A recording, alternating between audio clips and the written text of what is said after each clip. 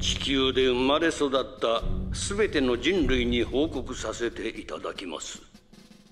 私たちはソレスタルビーイング、機動兵器ガンダムを所有する施設武装組織です。私たちソレスタルビーイングの活動目的は、この世界から戦争行為を根絶することにあります。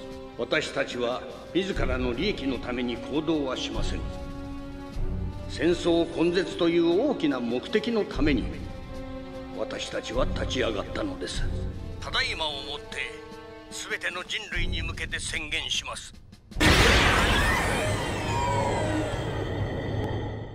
Salut à tous, c'est Thomas, j'espère que vous allez bien. On se retrouve aujourd'hui pour la review du 5e épisode de Digimon Ghost Game qui a été diffusé ce dimanche sur Crunchyroll et ADN en compagnie de mon fidèle compagnon Agumon. Comment vas-tu?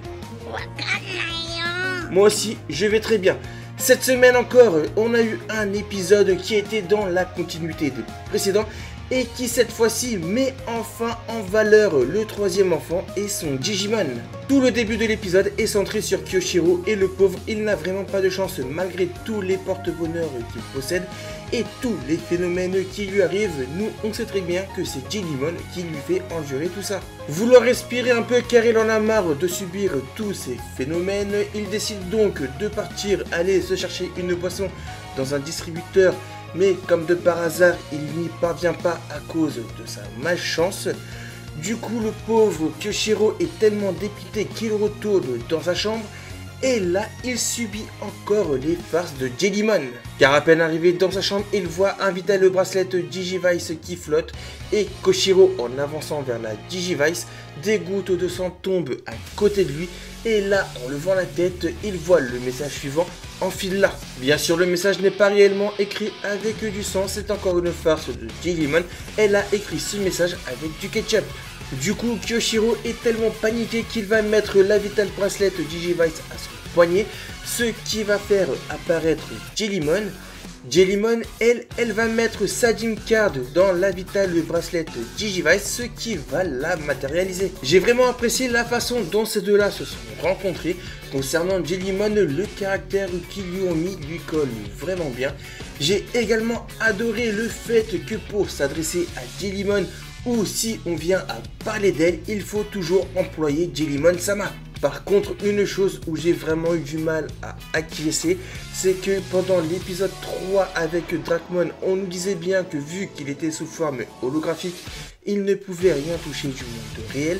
Et là, dans cet épisode, Jellimon fait flotter des objets, elle fait même flotter le Vital Bracelet, et c'est même elle qui va insérer sa propre Gym Card. Donc soit c'est une incohérence par rapport à l'épisode 3, soit peut-être qu'au bout d'un certain moment passé dans le monde réel, les Digimon peuvent interagir avec ce dernier. Bon, continuons. Ayant aperçu Kyoshiro, Hiro se doute que c'est un Digimon qui est derrière tous les phénomènes qui arrivent à Kyoshiro, donc il se rend immédiatement dans la chambre. Au même moment, un phénomène se produit car une alerte s'enclenche sur l'ordinateur de Kyoshiro. Car vu que ses amulettes porte-bonheur étaient inefficaces, il s'est permis de coder un programme qui lui sert de porte-bonheur virtuel.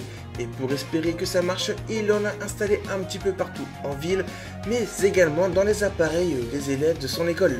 Mais l'alarme s'étant déclenchée après l'apparition de Jellimon, Kyoshiro est totalement déçu car il pense que son programme ne fonctionne pas.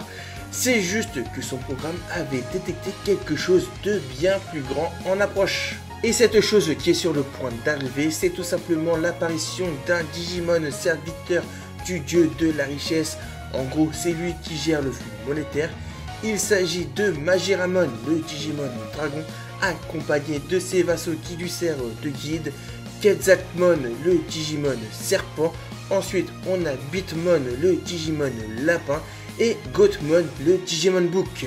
Leur venue est tout simplement due au programme de Kyoshiro qui, même si au départ n'avait rien de malveillant, ayant un codage assez simple malgré que Kyoshiro soit un génie, car à l'époque il était parti étudier aux États-Unis, il a même sauté quelques classes et il a été diplômé de la fac à 13 ans.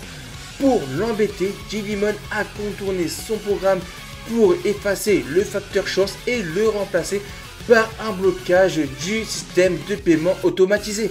Du coup, Du coup, quiconque a le malheur de perturber le flux monétaire se voit punir par 108 flèches de lumière qui le transpercera de toutes parts. Quand Kyoshiro a entendu ce qui allait lui arriver, le pauvre, il était terrorisé. En même temps, il y a de quoi.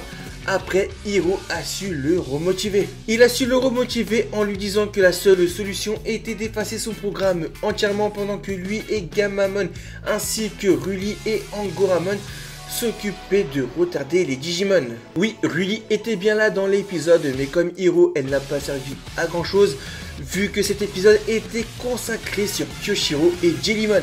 Du coup, Hiro a activé le portail digital pour aller dans le Digital World.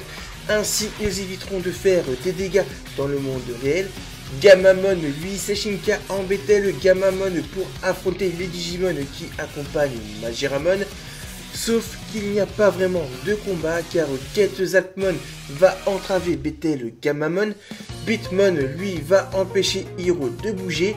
Et Gotemon, lui, de son côté, va entraver avec son pouvoir psychique Ruli et Angoramon. Ainsi, Majiramon peut continuer son avancée vers Kyoshiro et Jellymon qui, à eux deux, étaient à deux doigts de réussir à effacer tous les programmes. Mais malheureusement, ils ont subi une attaque de Majiramon qui fait qu'ils n'ont pas pu supprimer le dernier programme. Et alors que Kyoshiro était sur le point de subir la punition ultime, c'est-à-dire de recevoir les 108 flèches de lumière, ce dernier se relève plus déterminé que jamais, ce qui va renforcer son lien avec Jellymon et activer son spécial move BB Thunder. Et grâce à son spécial move BB Thunder, Jellymon va parvenir à détruire le dernier programme, ce qui va éviter à Kyoshiro de se faire transpercer par les 108 flèches de lumière. Et l'épisode se termine là-dessus. Pour conclure, épisode toujours aussi cool, l'introduction de Jellymon était vraiment géniale. Moi qui à l'époque avait des craintes sur les 3 Digimon, en fait ils sont tous géniaux, même si j'ai quand même ma petite préférence pour Gammamon. L'animation durant l'épisode était vraiment très propre, très homogène, les BGM elles sont toujours aussi géniales. D'ailleurs, la BGM que l'on peut entendre quand Kyoshiro active le spécial move de Jellymon, si je dis pas de bêtises, il s'agit de First Riders. Aussi, Jellymon est interprété par la seiyuu Shimamura Yu qui a déjà fait du Digimon par le passé en interprétant Offmon de Digimon Appmon. Et pour les interprétations les plus récentes, elle interprète la voix de Annie Leonhardt dans Shingeki no Kyojin. Maintenant j'ai plus qu'une hâte, c'est d'être la semaine prochaine pour voir l'antagoniste qui sera face à nos 3 héros. Voilà, c'était la review du 5e épisode de Digimon Ghost Game. Si vous avez aimé la vidéo comme d'habitude, je compte sur vous pour liker, partager et commenter. N'oubliez pas de venir me follow sur Twitter. Et surtout de vous abonner à la chaîne YouTube si ce n'est pas déjà fait en activant bien la cloche des notifications pour ne manquer aucune prochaine vidéo. Sur ce, c'était Thomas, je vous dis à très vite pour une prochaine vidéo et d'ici là, matane.